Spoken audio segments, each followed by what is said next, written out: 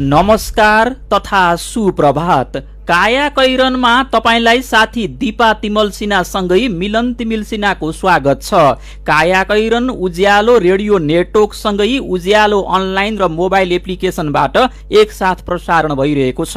आज 2078 साल जेठ 8 गते शनिबार, वैशाख शुक्ल पक्षको एकादशी तिथि, सन् 2021 मे 22 तारिक।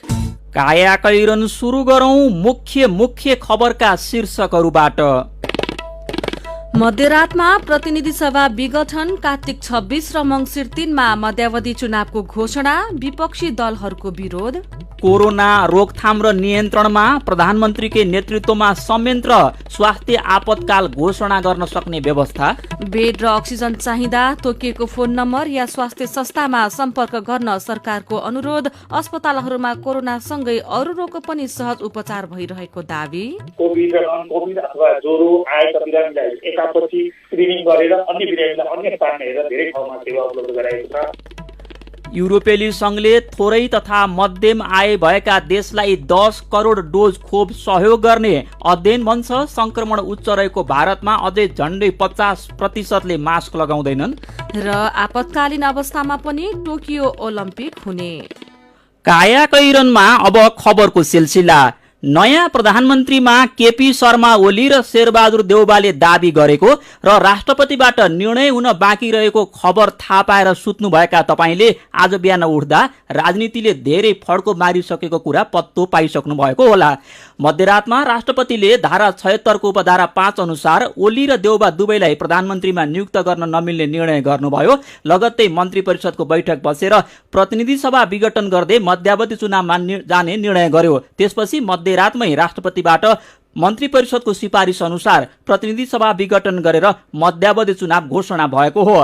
राष्ट्रपति विद्यादेवी भण्डारीले मन्त्री परिषदको सिफारिसमा गए राति 1:49 प्रतिनिधि सभा विघटन गर्दै आउँदो कार्तिक 26 र मंसिर 3 गते प्रतिनिधि सभाको चुनाव गर्ने गरी मिति तोक्नु भएको छ।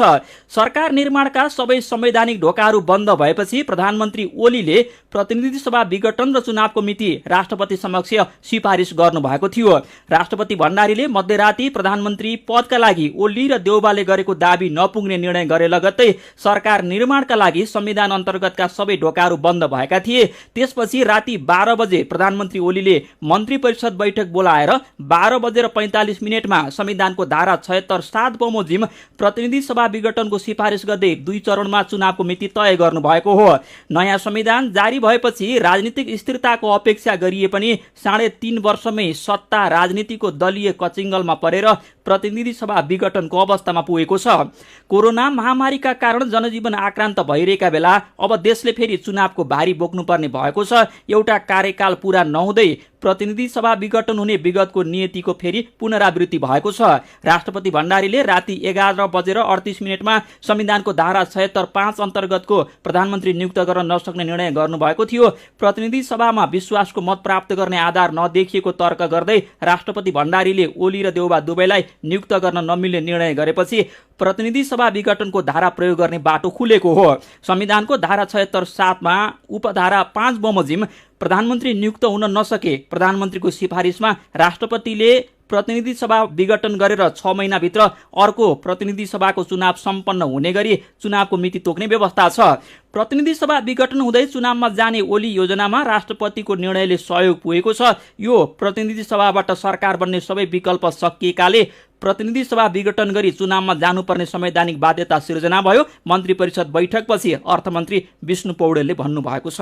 प्रतिपक्षी दलले प्रतिनिधि सभा विघटन र मध्यावधि चुनाव घोषणा गर्ने राष्ट्रपति विद्यादेवी भण्डारीको कदमको विरोध गरेका छन्। मध्यरातमा संसद भंग गरेर कार्तिक 26 र मंसिर 3 गते मध्यावधि चुनाव घोषणा भए लगत्तै नेपाली कांग्रेसका प्रवक्ता विश्वप्रकाश शर्माले ट्वीट गर्दै संविधानको सामूहिक बलात्कार भएको भन्दै आक्रोश पोख्नु भएको छ। उहाँले महामारीको यस्तो समयमा मध्यावधिको रंगीन सपना महँगो पर्ने समेत चेतावनी दिनुभएको छ। यस्तै कांग्रेस नेता रमेश लेखकले राष्ट्रपतिले आफ्नो पदको सम्मान, मर्यादा र गरिमा समाप्त गर्दै संविधान च्यात्ने काम गरेको टिप्पणी गर्नुभएको छ। उहाँले अहिलेको राष्ट्रपतिबाट गणतन्त्र र लोकतन्त्रको संरक्षण हुन नसक्ने पनि बताउनु भएको छ। त्यसैगरी नेकपा माओवादी केन्द्रका स्थायी कमिटी सदस्य वर्षमान पुनले प्रधानमन्त्रीका लागि दावी पुगेन भनेर राष्ट्रपतिबाट आएको निर्णयलाई मध्यरातको डकैती भएको संज्ञा दिनुभएको छ। परराष्ट्र मन्त्री एवं नेकपा एमालेका प्रवक्ता प्रदीप गेवालीले भने एमालेकै सांसदहरूका कारण देश मध्यावधि चुनावमा गएको बताउनु भएको छ।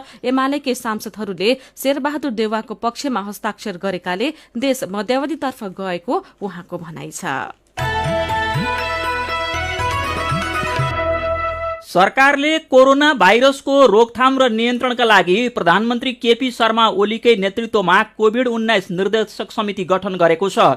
यसअघि उपप्रधानमन्त्री ईश्वर पोखरेलको नेतृत्वमा रहेको कोभिड-19 संकट व्यवस्थापन केन्द्र सीसीएमसी निर्देशक समिति हटाइएको छ। उपप्रधानमन्त्री पोखरेल अब प्रधानमन्त्री मातहतको निर्देशक समितिको सदस्य मात्र रहनुहुनेछ। प्रधानमन्त्री मातहतको निर्देशक समिति अन्तर्गत काम गर्ने गरी कोभिड-19 संकट व्यवस्थापन केन्द्र रहनेछ। यो केन्द्रको प्रमुखमा 12औं तहका स्वास्थ्य सेवाका अधिकृत रहनेछन्। सरकारले अस्ति बिहिबार जारी गरेको अध्यादेशको सूचना हिजो राजपत्रमा प्रकाशित भएको छ। कोभिड-19 संकट व्यवस्थापन केन्द्र र निर्देशक समितिको प्रत्यक्ष निर्देशन र नियन्त्रणमा रहने गरी व्यवस्था गरिने प्रावधान छ। केन्द्रको सदस्यहरूमा सेनाका उपरथी, नेपाल प्रहरीका प्रहरी अतिरिक्त महानिरीक्षक, सशस्त्र प्रहरी बलका प्रहरी अतिरिक्त महानिरीक्षक, गृह मन्त्रालयका सहसचिव तथा उद्योग मन्त्रालयका सहसचिव रहनेछन्। केन्द्रले कोरोनाको रोकथाम सम्बन्धी गुनासो तथा सूचना 24 घण्टा संकलन गरी सम्बोधन गर्ने प्रयोजनका लागि कल सेन्टर र हटलाइनको व्यवस्था गर्ने अध्यादेशमा उल्लेख छ। अध्यादेशमा मास्क नलगाई कसैले सार्वजनिक ठाउँमा आवत जावत गरे पटक्कै पछि 100 रुपियाँ जरिवाना सुरक्षाकर्मीले लिने प्रावधान छ। मानिसको आवत जावतमा रोक लगाइएको वा नियन्त्रण गरिएको अवस्थामा त्यसको उल्लङ्घन गर्नेलाई भने पटक्कै पछि 200 रुपियाँ जरिवाना तिराइनेछ। यस्तै सुरक्षाकर्मीले सवारी साधनको आवत जावतमा रोक लगाएको अवस्थामा सम्बन्धित अधिकारीको अनुमति बिना वा सुरक्षाकर्मीलाई सूचना नदिई वा बिरामी ओसार पसार गर्ने अवस्था बाहेक गाडी चलाए पटक्कै पछि 2 पाङ्ग्रे सवारी साधन भए 2000 रुपियाँ र अन्य सवारी साधन भए 5000 रुपियाँ जरिवाना लगाउन सक्नेछन्। अध्यादेशमा उल्लेख भए विपरीत काम गर्ने संस्था वा व्यवसायलाई प्रमुख जिल्ला अधिकारीले अतिरिक्त 6 महिनासम्म बन्द गर्न आदेश दिन सक्ने उल्लेख छ। यस्तै कोभिड-19 संक्रमणका कारण जनस्वास्थ्यमा गम्भीर प्रभाव परे वा पर्न सक्ने देखिए त्यसको रोकथाम, नियन्त्रण, निदान र उपचारका लागि सरकारले नेपाल राजपत्रमा सूचना प्रकाशित गरी देशभर वा देशका कुनै ठाउँमा लागू हुने गरी कोभिड-19 स्वास्थ्य आपतकाल घोषणा गर्न सक्ने व्यवस्था अध्यादेशमा गरिएको छ। अध्यादेशमा कोभिड-19 युनिफाइड केन्द्रीय अस्पताल सञ्चालन गर्ने व्यवस्था छ, जसमा संक्रमितको निदान र उपचारको काम एकीकृत रूपमा सञ्चालन र व्यवस्था गर्न वीर अस्पताल कोभिड-19 युनिफाइड केन्द्रीय अस्पतालका रूपमा रहने भनिएको छ। काया कैरनमा कोरोना क्याप्सुलसँगै खबरको सिलसिला बाँकी नै छ, सुन्दै गर्नुहोला। उज्यालो रेडियो नेटवर्कसँगै उज्यालो अनलाइन र मोबाइल एप्लिकेसनमा प्रसारण भइरहेको काया कैरनमा तपाईलाई फेरि स्वागत छ। यतिन्जेल हामीले मध्यरातमा प्रतिनिधि सभा विघटन, कार्तिक 26 र मङ्सिर 3 मा मध्यावधि चुनावको घोषणा, विपक्षी दलहरूको विरोध, कोरोना रोकथाम र नियन्त्रणमा प्रधानमन्त्रीको नेतृत्वमा संयन्त्र, स्वास्थ्य आपतकाल घोषणा गर्न सक्ने व्यवस्था लगायतका खबर प्रस्तुत गर्यौं। अब बाँकी खबर। कोरोना संक्रमणको संख्यामा खासै कमी आउन नसके पनि निको हुनेको संख्यामा भने सुधार हुँदै गएको छ। गएको 24 घण्टामा थप 8607 जनामा कोरोना भाइरस संक्रमण पुष्टि भएसँगै कोरोना निको हुने संख्या समेत 7890 रहेको छ। एक दिन अघि बिहिबार 6543 जना संक्रमित निको भएका थिए। यसैबीच कोरोना महामारीबाट नेपाली नागरिकको ज्यान बचाउन अमेरिकाले ठूलो परिमाणको स्वास्थ्य सामग्री नेपाल पठाएको छ। सहयोग सामग्री आज नेपाल आइपुग्दैछ। यसैबीच अर्थ मन्त्रालयले कोरोना संक्रमितको उपचारका लागि अक्सिजन प्लान्ट स्थापना तथा एसडियू जडान गर्न विभिन्न 13वटा अस्पताललाई थप 17,87,70,000 रुपियाँको सहमति दिएको छ। सरकारले बेड र अक्सिजन चाहिँदा तोकिएको फोन नम्बर या स्वास्थ्य संस्थामा सम्पर्क गर्न पनि अनुरोध गरेको छ। स्वास्थ्य संस्थामा कसरी सम्पर्क गर्ने त सुनौ। कोरोना क्याप्सुलमा कोरोना क्याप्सुल लिएर आइपुग्नु भएको छ गोपाल गुरागाई।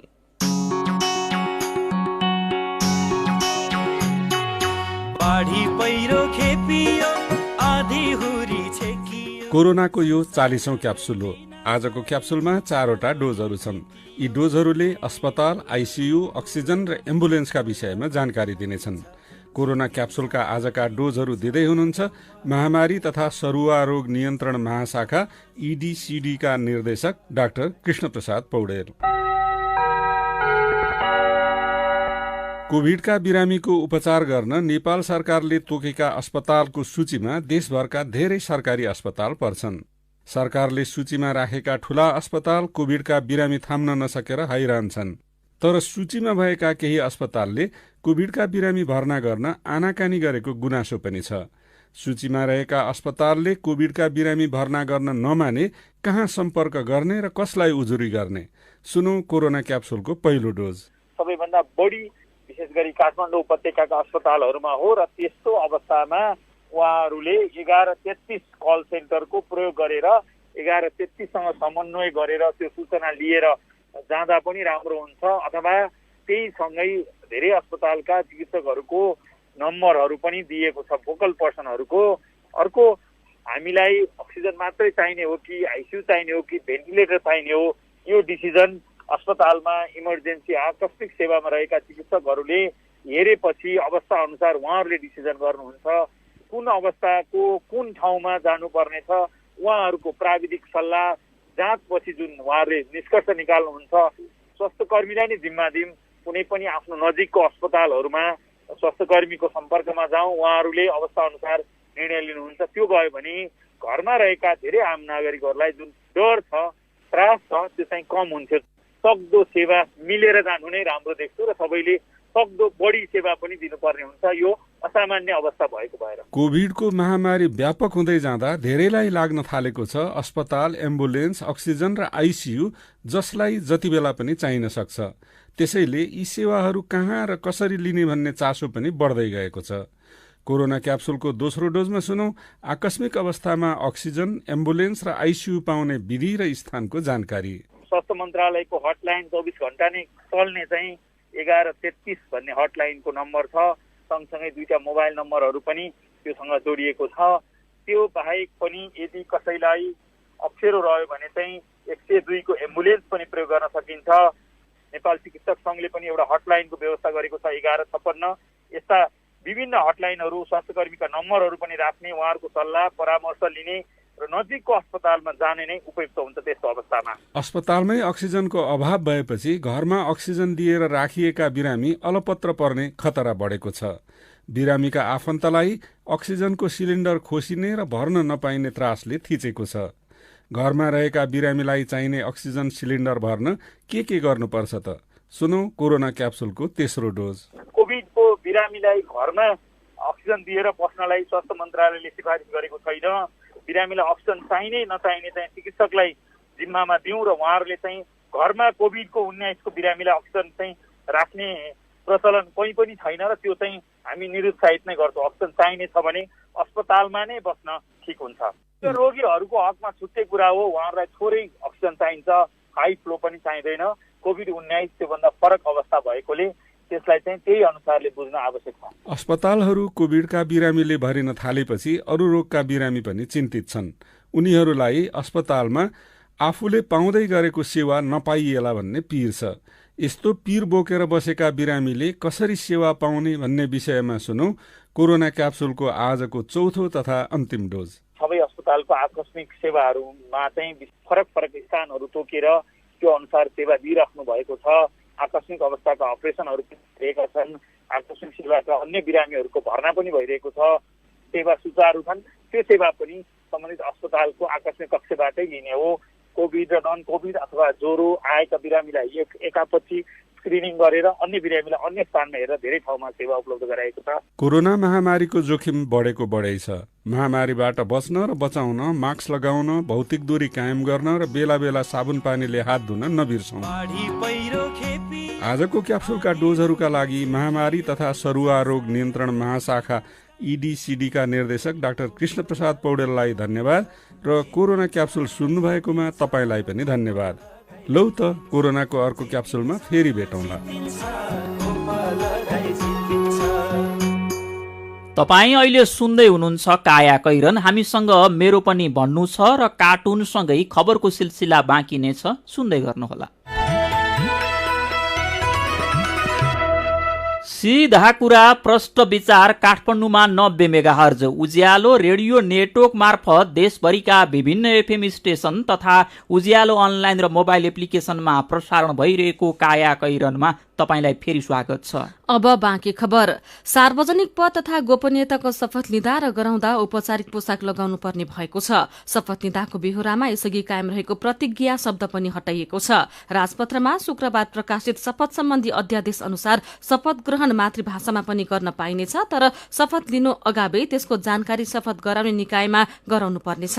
शपथ ग्रहणका बेला उच्चारण गरिने अन्य केही वाक्य पनि हेरफेर गरिएको छ। प्रधानमन्त्री केपी शर्मा ओलीले वैशाख 31 मा राष्ट्रपति विद्यादेवी भण्डारीबाट पद तथा गोपनीयताको शपथ लिँदा प्रतिज्ञा शब्द उच्चारण गर्नु भएको थिएन। दोहोऱ्याएर राष्ट्रपति भण्डारीले प्रतिज्ञा उच्चारण गर्न लगाए पनि ओलीले त्यो पर्दैन भनेर पन्छिनु भएको थियो, जुन विषय सामाजिक सञ्जालमा ट्रोल बनेको थियो। त्यसपछि शपथ ग्रहण नै विवादमा तानिएको छ। अध्यादेश अनुसार शपथ लिँदा र गराउँदा नेपाली भाषाका अलावा मातृभाषामा पनि गराउन पाइनेछ। शपथ लिने र गराउनेका लागि औपचारिक पोसाक अनिवार्य गरे पनि संस्कृति, परम्परा वा पहिचान झल्किने मर्यादित वेशभूषा वा पोसाक पनि लगाउन पाइनेछ। मेरो पनि भन्नु छ। महामारीको बीचमा पनि देशमा चलिरहेको राजनैतिक उतार चढावका बारेमा दिपेन्द्र लिम्बुको प्रतिक्रिया छ। हामी नागरिक पनि सचेत हुनुपर्छ। चुनावमा भोट हाल्दा क्षणिक लाभ नहेरी राम्रो र योग्य उम्मेद्वारलाई छान्नुपर्छ। क्षणिक लाभ र मलाई कुनै अवसर देला भनेर चुनिएका नेताले देशलाई नै बर्बाद बनाउँछन्। त्यसको असर भोलिको पुस्ताले समेत बेहोर्नुपर्छ। मैले त आफैलाई धिक्कारिरहेको छु भन्दै सुमित्रा खनालले लेख्नु भएको छ। मैले कस्तालाई भोट दिएर पठाएछु जसले कोरोना महामारीमा आश्वासनको मलम पनि नदिएर सत्ताको खिचातानीमा लागिरहेको छ। लाकुबीर राईको प्रतिक्रिया छ। नेता र उनीहरूका आफन्तमध्ये धेरैले त खोप लगाइसके होलान्।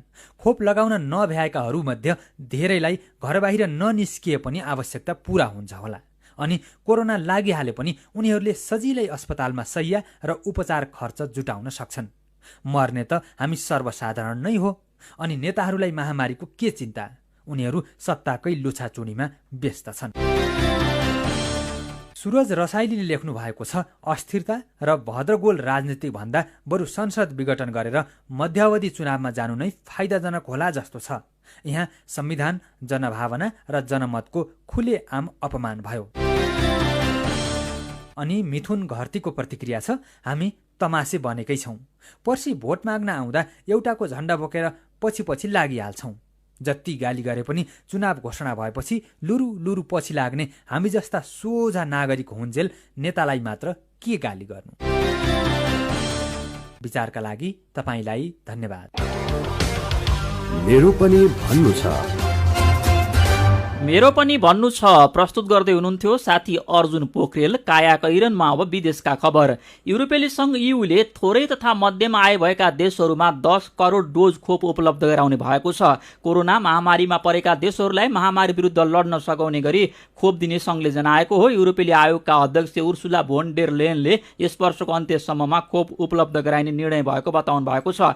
विश्व स्वास्थ्य सम्मेलनलाई सम्बोधन गर्दै उहाँले यो प्रारम्भिक सहयोग मात्रै हुने र थप सहयोग पनि गर्न सक्ने बताउनु भएको छ। यसैबीच भारतमा अहिले पनि झण्डै 50% मानिसले मास्क नलगाउने गरेको पाइएको छ। केन्द्रीय स्वास्थ्य मन्त्रालयले हिजो सार्वजनिक गरेको विवरण अनुसार एक अध्ययनले अझै पनि 50% मानिसले मास्क नलगाउने गरेको देखाएको हो। भारतमा गएको 24 घण्टामा 2,54,395 जना नयाँ संक्रमित थपिएका छन् भने 4,000 भन्दा धेरैको ज्यान गएको छ। युद्धविरामको घोषणापछि पनि इजरायलका सुरक्षाकर्मी र प्यालेस्टाइनका नागरिक बीच झडप भएको छ। 11 दिन लामो हिंसात्मक गतिविधिपछि दुवै पक्षले हिजो बिहान युद्धविरामको सहमति गरे पनि फेरि झडप भएको बीबीसीले जनाएको छ। प्यालेस्टाइनका नेता हनान असवरीले सबै विवाद समाधान नगरे युद्धविराम अस्थायी मात्रै हुने चेतावनी दिनुभएको छ। अब खेल खबर। अन्तर्राष्ट्रिय ओलम्पिक कमिटीले टोकियो ओलम्पिक आपतकालीन अवस्थामा पनि हुने जनाएको छ। IOC का शीर्ष पदाधिकारीले टोकियोमा आपतकालीन घोषणा भए पनि ओलम्पिक नरोकिने बताएका हुन्। टोकियोमा आपतकालीनको घोषणा भए पनि प्रतियोगिताका कसरी सुरक्षित तरिकाले गर्ने भन्नेमा योजना रहेको र त्यही अनुसार हुने IOC का उपाध्यक्षले बताएका छन्। जापानका 70% नागरिकले भने कोरोना महामारीका कारण ओलम्पिक रद्द हुनुपर्ने बताएका छन्। कायाकैरनमा अब केही खबर संक्षेपमा। पानी पर्न कम भएसँगै महाकाली नदीमा बाढी घटेको छ। सरकारले कोभिड-19 को रोकथाम र उपचारसँग सम्बन्धित मालवस्तुको शीघ्र जाँचपास कार्यविधि 2078 तयार गरेको छ। काठमाडौँका ठूला सरकारी अस्पतालहरूले उपचारका लागि पुग्ने बिरामी बेड नभए पनि आकस्मिक व्यवस्था गरेर उपचार गर्न थालेका छन्। नेपालमा कुल मागको झण्डै 83% सिमेन्ट आन्तरिक उत्पादनले धान्दै आएको राष्ट्र बैंकको अध्ययन प्रतिवेदनले देखाएको छ। कोरोना संक्रमणका कारण सरकारले उपत्यकाका सरकारी कार्यालयबाट 25-30% निजामती कर्मचारीको उपस्थितिमा अति आवश्यक मात्रै सेवा दिने निर्देशन दिएको 3 हप्ताभन्दा बढी भइसक्यो, तर पनि महामारीमा अरू बाँकी कर्मचारीलाई परिचालन गर्न सकेको छैन। तराई मधेसको विकासको मेरुदण्ड मानिएको हुलाकी राजमार्ग निर्माण कार्य कछुवाको गतिमा अघि बढ्दा स्थानीय बासिन्दा निराश भएका छन्। हुलाकी राजमार्ग निर्माणको कार्य कछुवा गतिमा छ, वर्षासँगै सडकको दुर्दशा भएको छ। कायाकैरनमा अब पालो आयो उखानको। वृत्ति फेरियो प्रवृत्ति फेरिएन। उज्यालो रेडियो नेटवर्कबाट प्रसारण भइरहेको कायाकैरन सक्नु अघि मुख्य खबर फेरि एकपटक। मध्यरातमा प्रतिनिधि सभा विघटन, कार्तिक 26 र मंसिर 3 मा मध्यावधि चुनावको घोषणा, विपक्षी दलहरूको विरोध। कोरोना रोकथाम र नियन्त्रणमा प्रधानमन्त्रीकै नेतृत्वमा संयन्त्र स्वास्थ्य आपतकाल घोषणा गर्न सक्ने व्यवस्था। बेड र अक्सिजन चाहिँदा तोकिएको फोन नम्बर या स्वास्थ्य संस्थामा सम्पर्क गर्न सरकारको अनुरोध। अस्पतालहरूमा कोरोनासँगै अरू रोगको पनि सहज उपचार भइरहेको दावी। युरोपेली संघले थोरै तथा मध्यम आय भएका देशलाई 10 करोड डोज खोप सहयोग गर्ने अध्ययन भन्छ। संक्रमण उच्च रहेको भारतमा अझै झण्डै 50% ले मास्क लगाउँदैनन्। र आपतकालीन अवस्थामा पनि टोकियो ओलम्पिक हुने। अब कार्टुन। आज हामीले कुरी शीर्षकमा उत्तम नेपालले बनाउनु भएको कार्टुन लिएका छौँ। राजनीति घिनलाग्दो भयो, राजनीति होइन लाजनीति भयो भन्ने टिप्पणीसँग यो कार्टुन सम्बन्धित छ। यहाँ सोक्न, सुर्ता, भोक्न, भकारी पारेका दुईजना सुकिला भुँडीवाल नेता गफ गर्दैछन्।